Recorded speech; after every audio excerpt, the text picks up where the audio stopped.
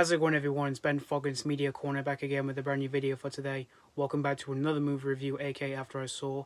This time for this new episode for this series is going to be my review on the 2024 action comedy film, and this is the sequel to the 2020 film, and that is My Spy, The Eternal City.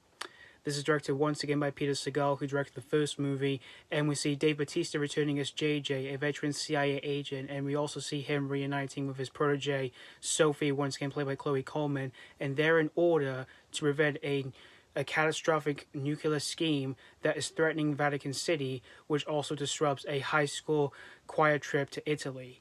So that's pretty much the story of My Spy, The Eternal City. Now, the first movie, which came out in 2020, I was very lucky to get a chance to see that movie in the cinemas because around the time cinemas were about to be closed due to the pandemic situation, and a few films had to skip cinemas due to that situation that was still playing at the time. And that film ended up being released on Amazon Prime due to that situation that we all faced in 2020. And for what I thought of that movie, I thought that movie was overall not too bad of a watch. It was overall a decent spy action comedy film starring Dave Bautista. And so after I did see that movie, I heard there was going to be plans for a sequel. And so around the time when the sequel was coming out on Prime Video, I did rewatch the first movie, and I still think the first movie's not too bad of a movie. It's just still a decent action comedy film.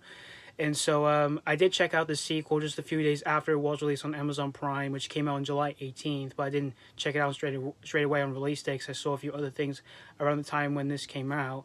And after watching this whole sequel here, unfortunately, this sequel just really wasn't necessary here because I just found the sequel to be pretty terrible here, unfortunately. However, Dave Bautista and Chloe Coleman are once again really good together in this movie here through their dynamic chemistry and their relationships towards another in the movie. And you've got some of the other returning cast members from the first movie for the sequel, in which you've got Kristen, Schaal and Jeong returning. And I do like these actors. They are pretty talented and yet they are funny. But here, they just felt really wasted here and from the material that they've been given for the sequel here. And as for some of the new people who are in the sequel, in which you've got Craig Robinson, who I tend to enjoy him in movies. I think he's a really funny guy. I've seen him mostly doing like stoner comedies, which he's really funny in those. But here, he just felt like he didn't have to do much here in this film yet. And you've got Faris, whom I think she is funny. She's a really funny actress from the Scary Movie films, as well as some other funny films she's done over the years. But here, she just felt really wasted here in this film.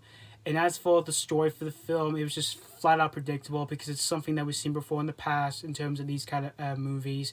And the script just felt really poor when it came to some of the jokes in the film because the jokes in the film just were mostly like dirty jokes, and most of them were just flat out cringe, and yeah, they were just completely unfunny. And they didn't even give me a single laugh out of my system as I was watching this film at home.